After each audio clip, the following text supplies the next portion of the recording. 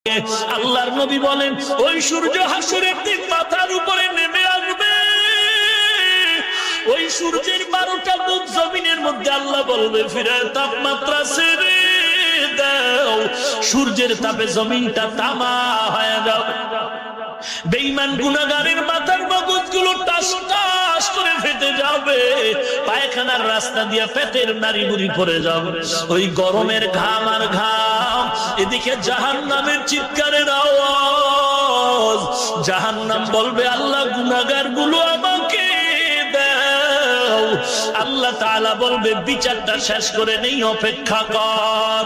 আল্লাহ হুঙ্কার দিয়া বলবেন ওয়ামতাজুল ইয়াউমা আইয়ুহাল মুজরিমুন। আল্লাহ বলবে গুনাহগারের দল, নেককারদের থেকে আলাদা হয়ে যাও। আমি আল্লাহ নেককারদের ডান হাতে আমলনামা দিয়ে বিনা হিসাবে জান্নাতে পাঠিয়ে দিব, আর গুনাহগারের দল তোদের আজকে সারা নাই। দুনিয়াতে জুলুম করেছো, বিচার হয় না, আজ আমি আল্লাহ বিচার করে তোদের আমলনামা বাম হাতে দিব। গুনাহগারের কান্না কান্না কান্না, এমন কান্নার আওয়াজ শুরু হয়ে যাবে, পানি শেষ, রক্ত পড়া শুরু হয়ে যাবে। আল্লাহ বলবে ফেরেশতা এই বেঈমান গুনাহগারের আমলনামা বাম হাতে দিব, তবে সোজা ভাবে না। এই বেঈমানের মুখটা মাঝখান দিয়ে ছিদ্র বানায় দে, ছিদ্র বানায় বাম হাতটা ঢুকায় পিঠের থেকে বের করে দাও।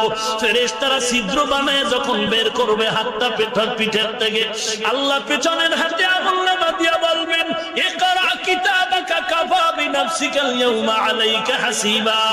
ওরে গুনাহগারের দল, দেখ জীবনে কি করেছো, আমলনামায় দেখ।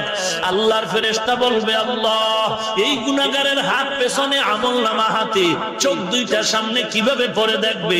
আল্লাহ গোসা নিয়ে বলবে রে ফেরেশতা এই গুনাহগারের ঘাটটা দরিয়া মোচড় দিয়া পেছনে ফিরে দাও। আল্লাহর ওয়ার্ডারে ফেরেশতা ঘাটটা ধরে মোচড় দিয়া ফিরায় দিন। এরে যুবক বালিশে মাথা লাগায় চিন্তা কর, আল্লাহর কোরআন নবীর হাদিস যদি মনে করো সত্য,